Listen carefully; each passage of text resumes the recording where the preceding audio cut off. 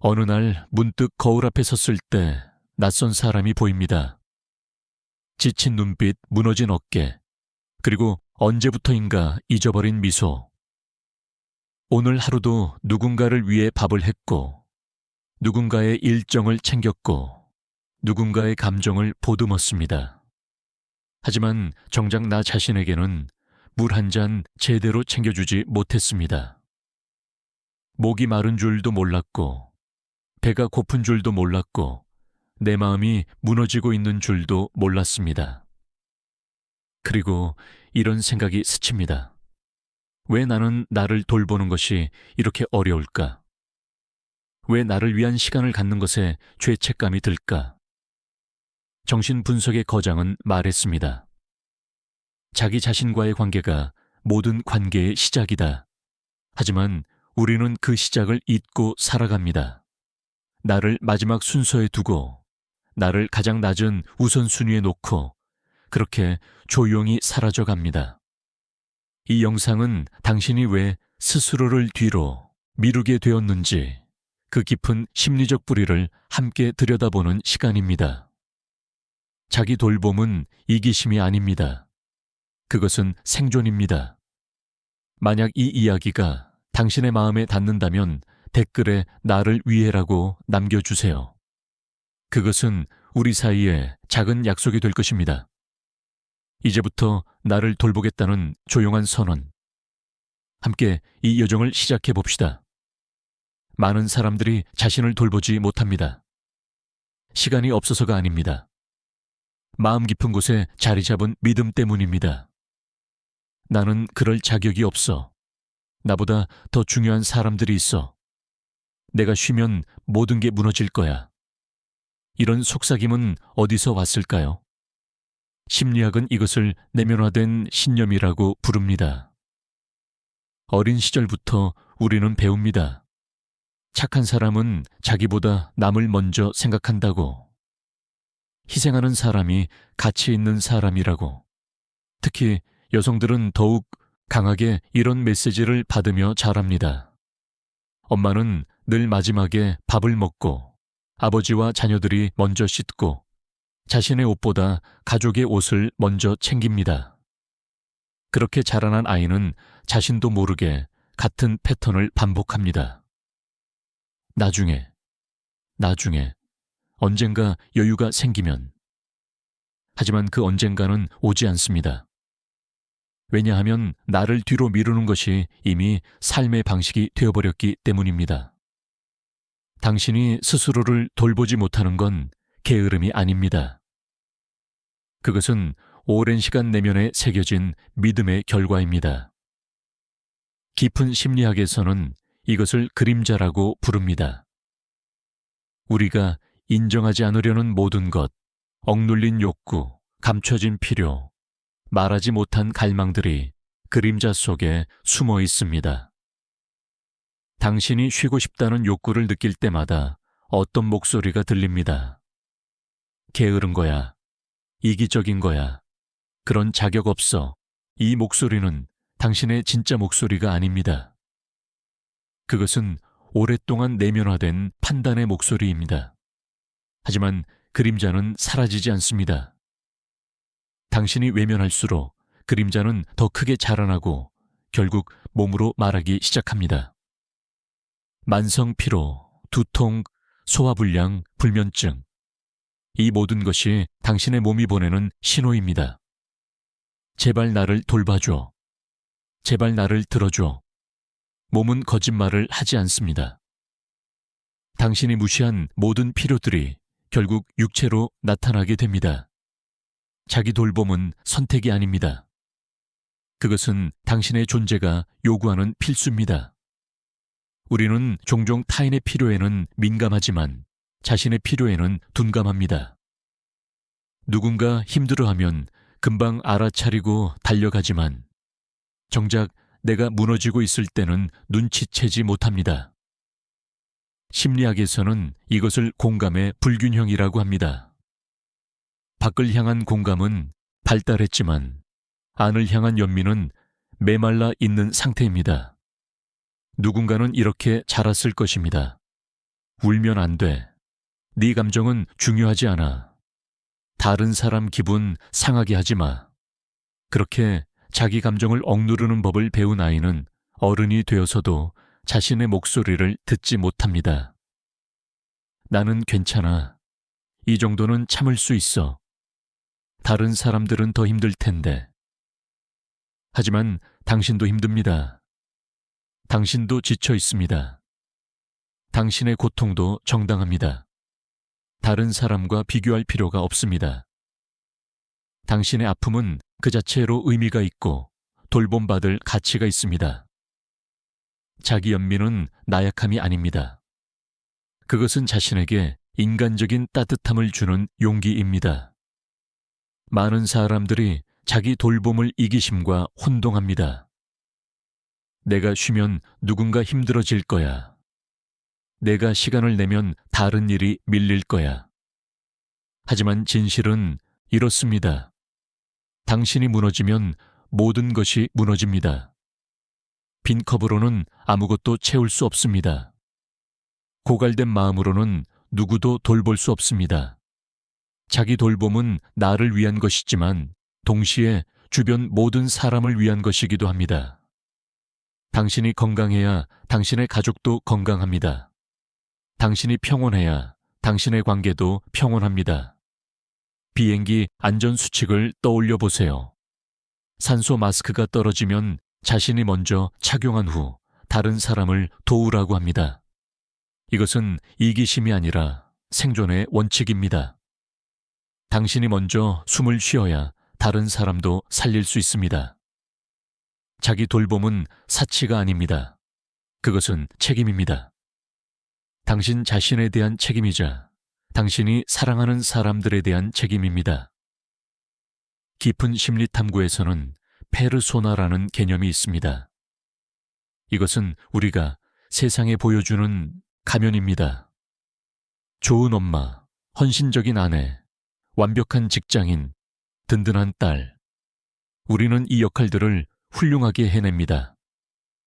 하지만 가면 뒤에 진짜 나는 점점 사라져갑니다. 언제부턴가 나는 누구인지 모르겠습니다. 내가 진짜 원하는 게 뭔지도 모르겠습니다. 그저 주어진 역할을 수행하고 기대에 부응하고 실망시키지 않으려고 애쓸 뿐입니다. 페르소나는 필요합니다. 사회 속에서 살아가기 위해 우리는 적절한 역할을 해야 합니다. 하지만 페르소나가 전부가 되어버리면 진짜 자아는 질식합니다. 가면을 벗을 수 있는 시간, 역할에서 벗어날 수 있는 공간, 그냥 나로 존재할 수 있는 순간이 필요합니다. 자기 돌봄은 바로 그 순간입니다. 아무것도 증명하지 않아도 되고 누구의 기대도 채우지 않아도 되고 그냥 존재하는 것만으로 충분한 시간. 그 시간 속에서 당신은 진짜 자신을 만나게 됩니다. 많은 사람들이 완벽주의에 시달립니다.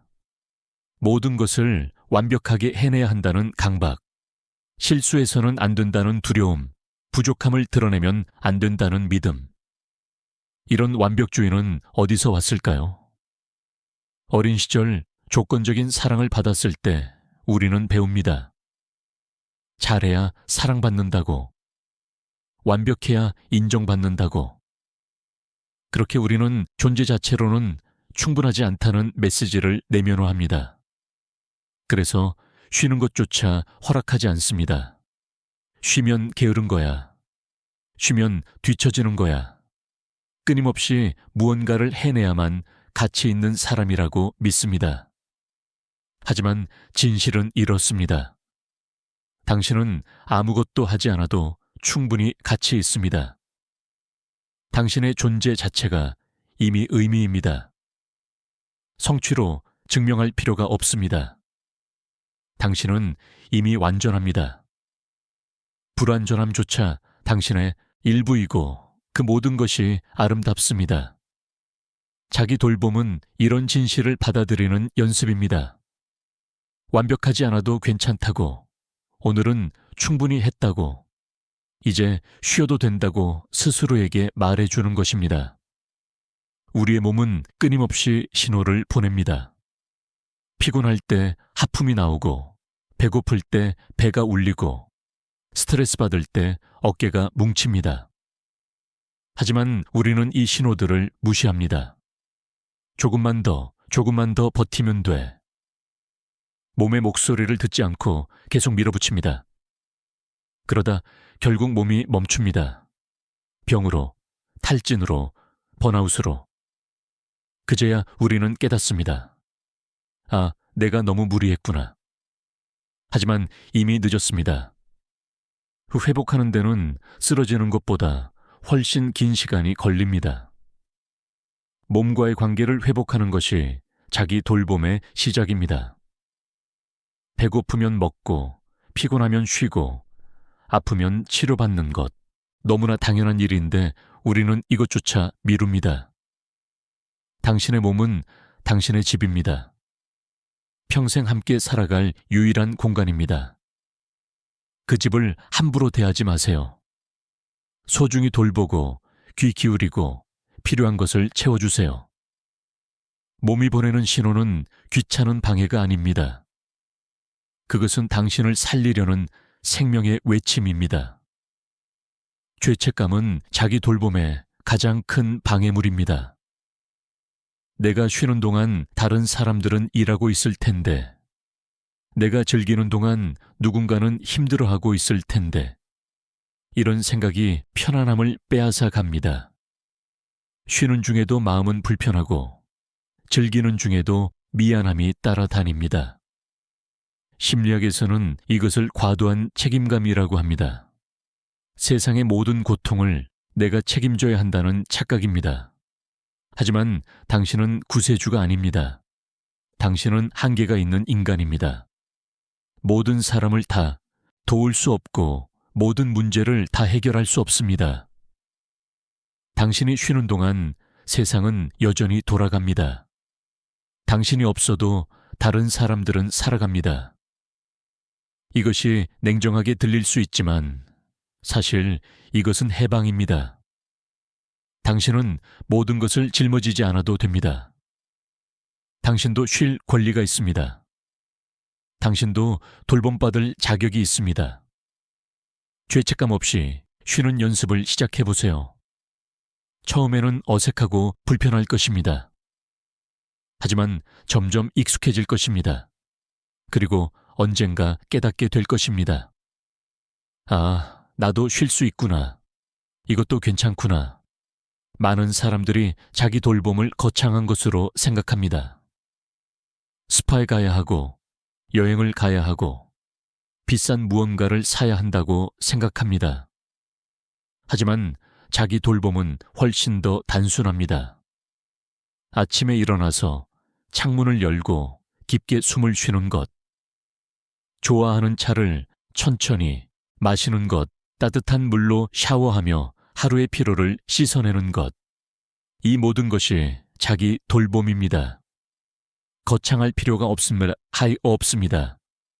매일의 작은 순간들 속에서 나를 챙기는 것, 그것으로 충분합니다.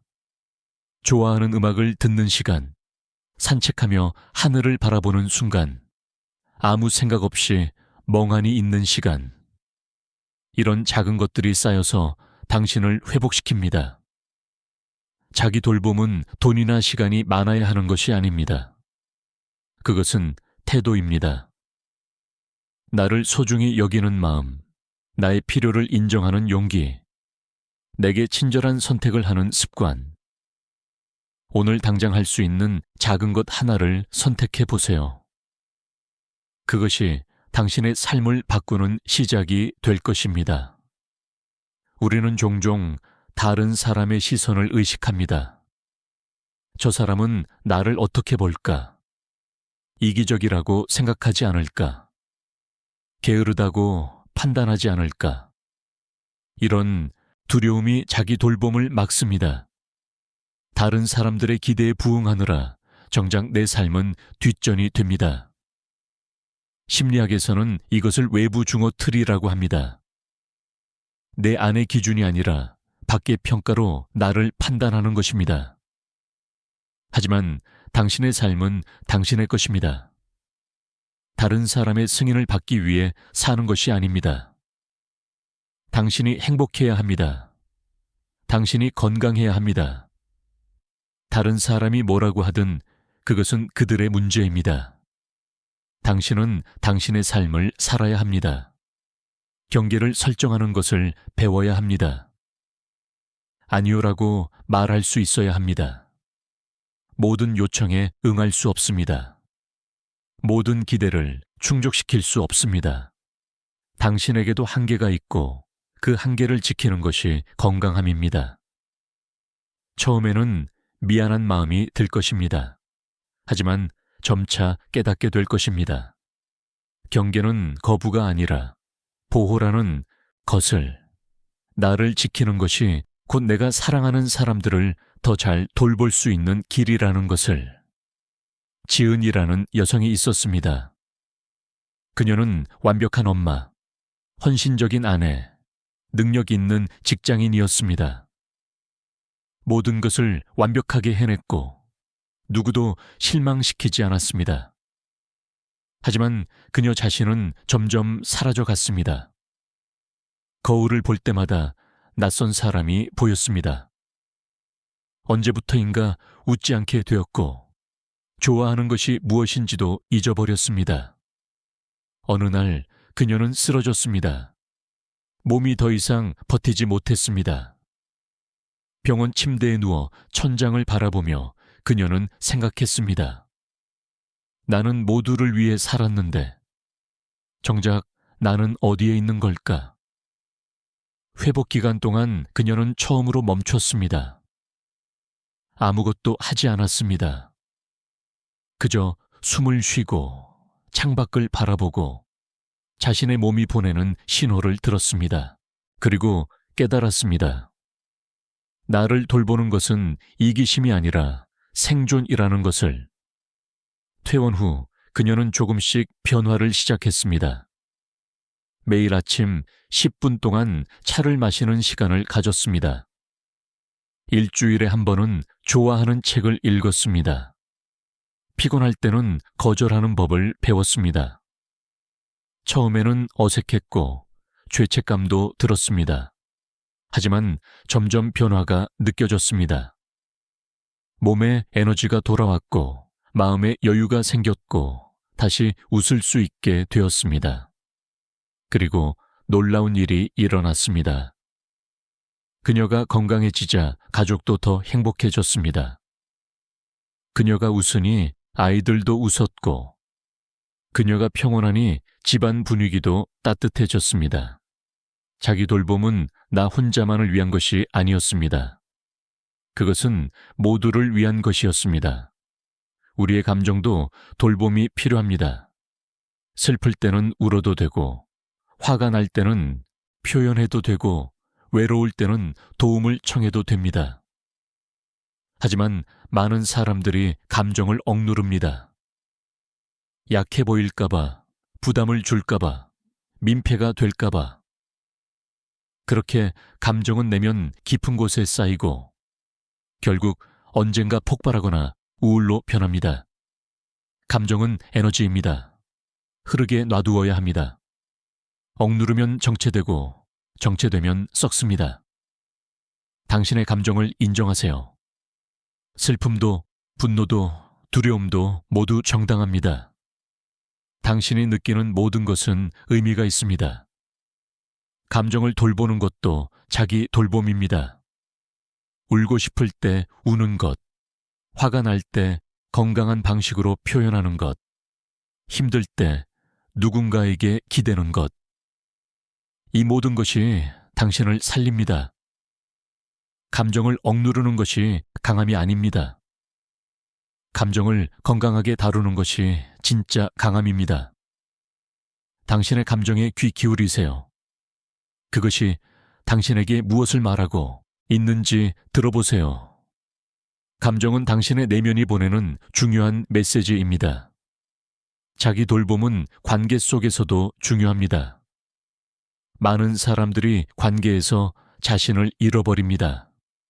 상대방을 위해 나를 희생하고 상대방의 필요만 채우고 나의 필요는 뒤로 미룹니다. 건강한 관계는 서로를 돌보는 것이지 한쪽만 희생하는 것이 아닙니다. 당신도 돌봄받을 권리가 있습니다. 당신의 필요도 중요합니다. 관계 속에서 나를 잃지 않는 것, 그것이 진짜 사랑입니다. 자기 돌봄은 관계를 해치지 않습니다. 오히려 관계를 더 건강하게 만듭니다. 내가 충만해야 상대방에게도 줄 수 있습니다. 내가 행복해야 상대방도 행복하게 할 수 있습니다. 나를 돌보는 것은 이기심이 아니라 관계에 대한 책임입니다.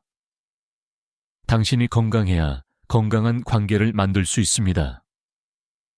관계 속에서도 경계가 필요합니다. 나의 시간, 나의 공간, 나의 필요를 지킬 수 있어야 합니다. 그것이 상대방에 대한 거부가 아니라 나 자신에 대한 존중입니다. 건강한 관계는 두 사람이 각자 온전할 때 만들어집니다. 자기 돌봄은 일회성 이벤트가 아니라 평생의 연습입니다. 한번 잘 쉬었다고 끝나는 것이 아닙니다. 매일, 매 순간 선택해야 합니다. 오늘 나는 나를 어떻게 돌볼까? 지금 이 순간 나에게 필요한 것은 무엇일까? 이런 질문을 스스로에게 던지는 것이 자기 돌봄의 시작입니다. 처음에는 어색할 것입니다. 오랫동안 나를 뒤로 미뤄왔으니까요. 하지만 연습하면 자연스러워집니다. 나를 챙기는 것이 습관이 되고 나를 소중히 여기는 것이 당연해집니다. 완벽할 필요는 없습니다. 때로는 다시 무너질 수도 있습니다. 그래도 괜찮습니다. 다시 시작하면 됩니다. 자기 돌봄은 완벽함이 아니라 방향입니다. 나를 향해 가는 것, 그것으로 충분합니다. 매일 작은 선택을 하세요. 오늘은 일찍 잠들기, 내일은 좋아하는 음식 먹기, 모레는 산책하기. 이런 작은 것들이 모여서 당신의 삶을 바꿉니다.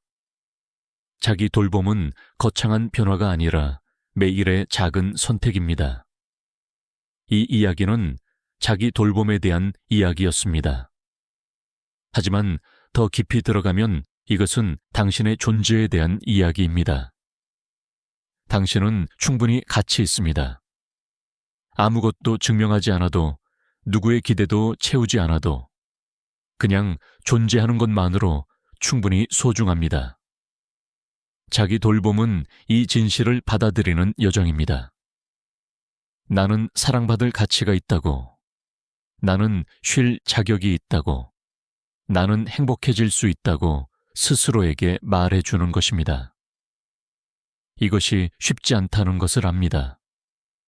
오랫동안 다르게 배워왔으니까요. 하지만 지금부터 다시 배울 수 있습니다. 나를 돌보는 법을, 나를 사랑하는 법을, 나로 존재하는 법을. 오늘부터 시작해보세요. 아주 작은 것 하나라도 좋습니다. 당신을 위한 시간 5분, 당신을 위한 선택 하나. 그것이 당신의 삶을 바꾸는 첫걸음이 될 것입니다. 당신은 혼자가 아닙니다. 많은 사람들이 같은 여정을 걷고 있습니다. 함께 배우고, 함께 성장하고, 함께 나를 돌보는 법을 익혀갑니다. 이제 거울 앞에 섰을 때 낯선 사람이 아니라 친구를 보게 될 것입니다. 지친 눈빛이 아니라 따뜻한 미소를 보게 될 것입니다. 그리고 속삭이게 될 것입니다. 안녕, 나 오랜만이야. 이제 함께 가자. 자기 돌봄은 나로 돌아가는 여정입니다. 그리고 그 여정은 바로 지금, 이 순간부터 시작됩니다.